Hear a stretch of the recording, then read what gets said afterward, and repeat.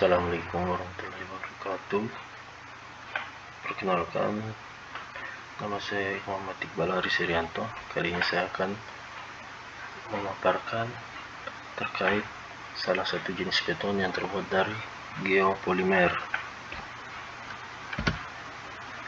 Nah, untuk yang pertama yaitu outline yang kami jabarkan yaitu terdiri dari definisi, bahan, mix design, cara pembuatan, kuat tekan beton, durability atau daya tahan, dan penggunaan atau aplikasinya. Untuk definisinya yaitu geo berasal dari bahasa Yunani yang berarti bumi, sedangkan polimer adalah ikatan yang terbentuk dari silika atau SiO2 dan alumina Al2O3 yang kemudian membentuk polisialat. Nama geopolimer itu sendiri ditemukan oleh Joseph Davidovich yang berasal dari Prancis pada tahun 1970. Nah, untuk beton geopolimer merupakan produk beton geosintetis yang menggantikan material semen secara total dengan campuran antara mineral alumina dan silika dengan larutan alkali F-NORS 2005.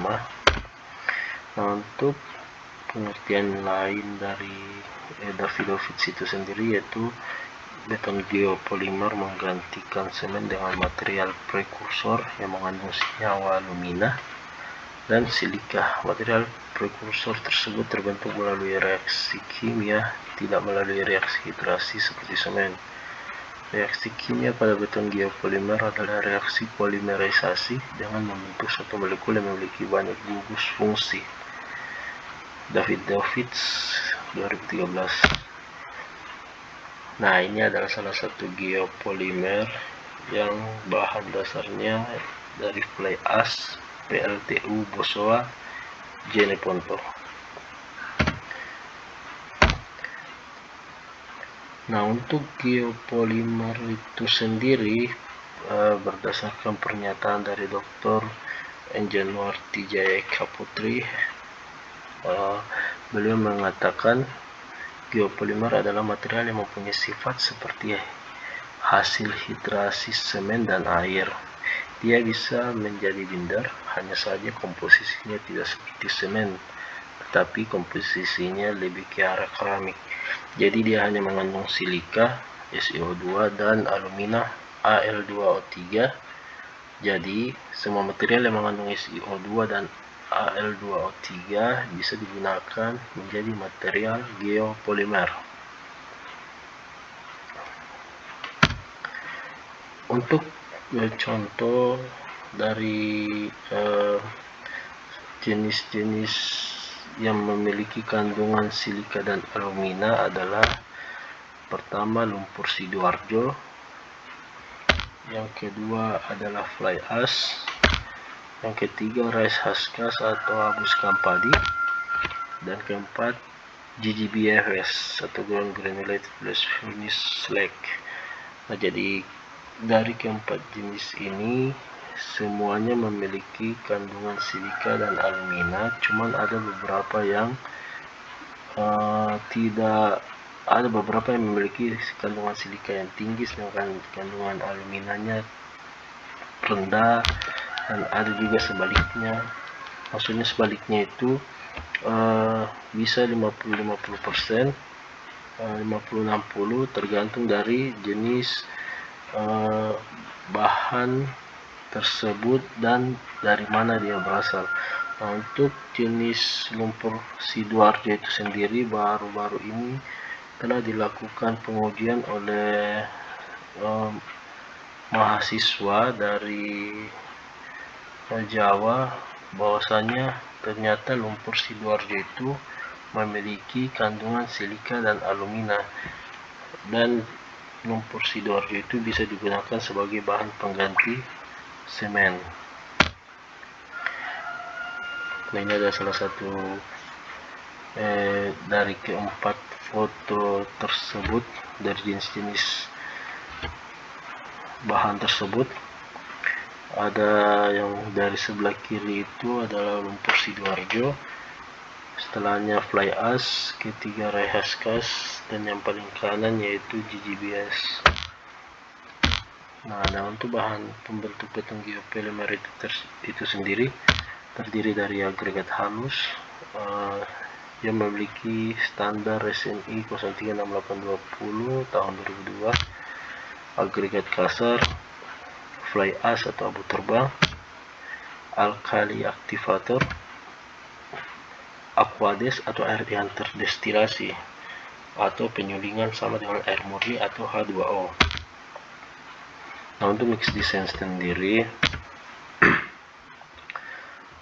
dari variasi dan mix design beton geopolimer dan beton konvensional.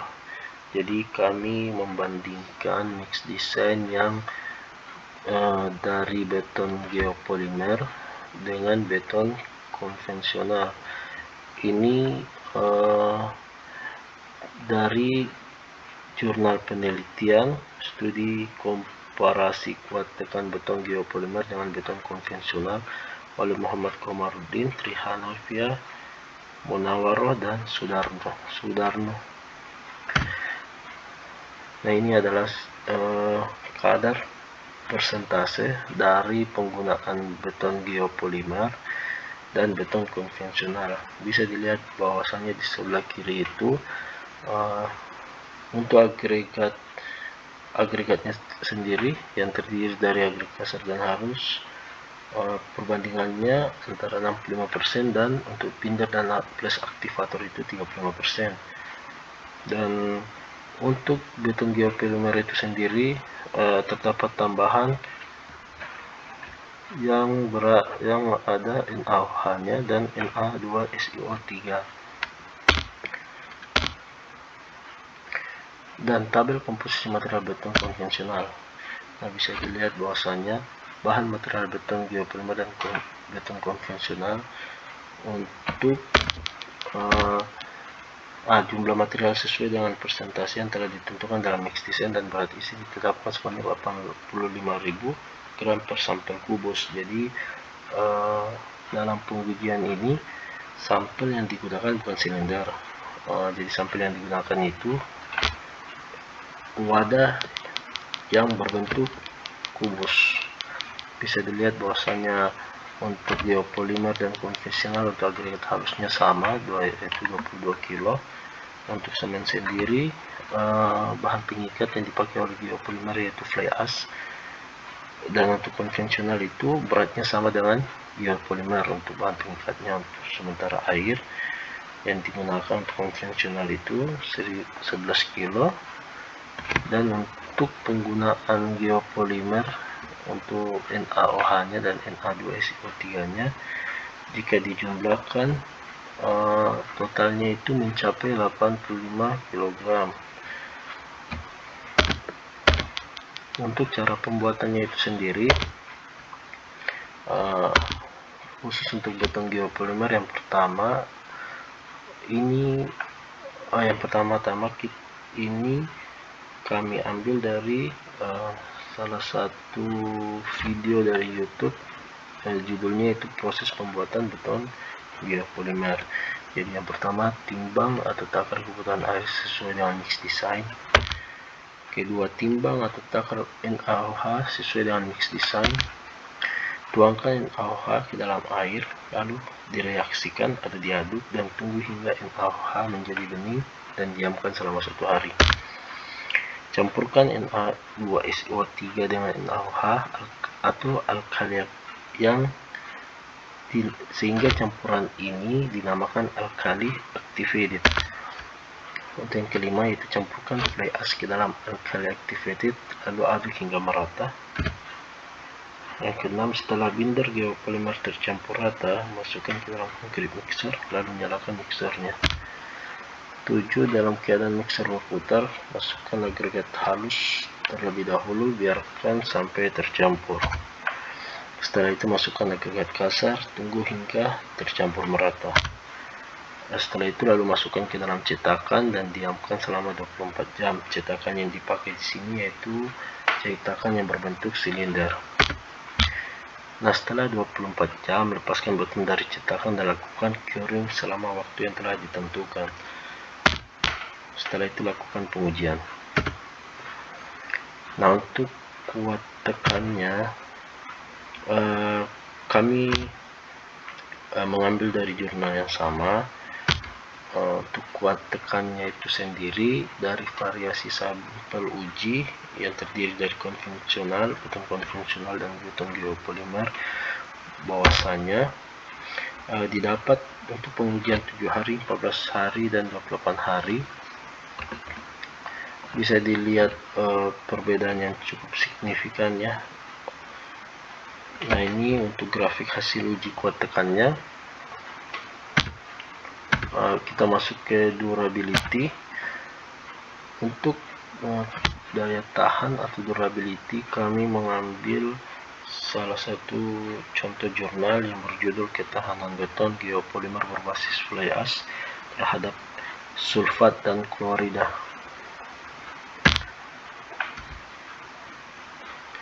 Nah, untuk ketahanan terhadap asam sulfat H2SO4 dan asam klorida HCl. Untuk asam sulfat itu merupakan asam mineral anorganik yang kuat dan bersifat agresif.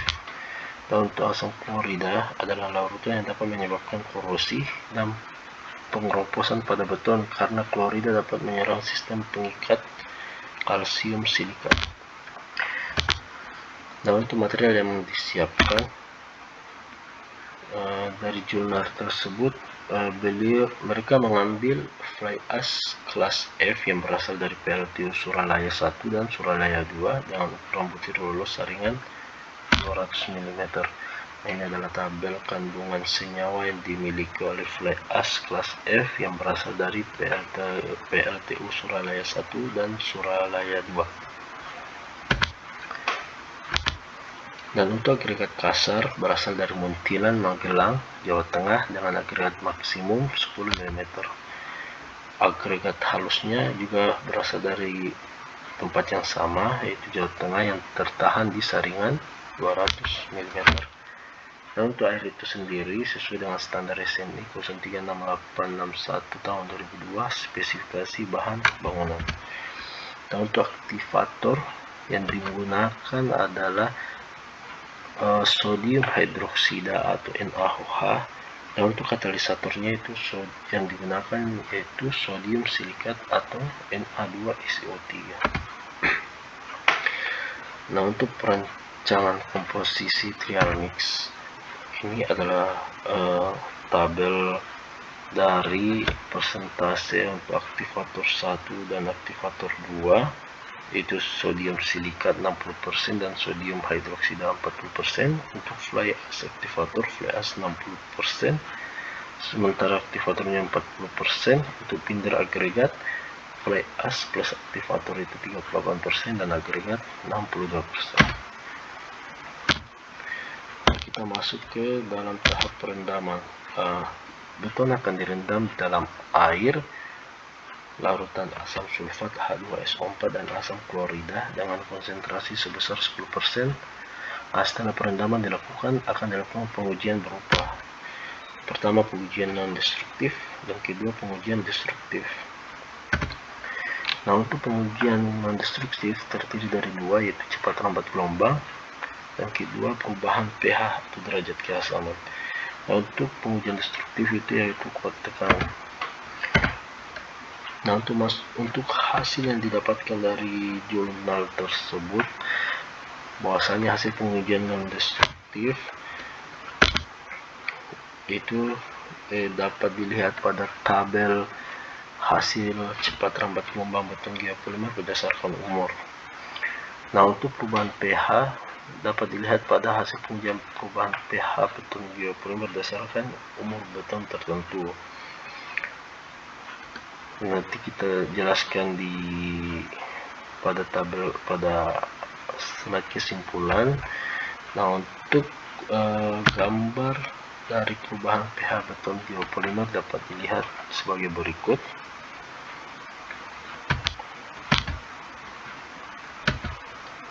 Nah, ini adalah hasil pengujian destruktif untuk kuat tekan.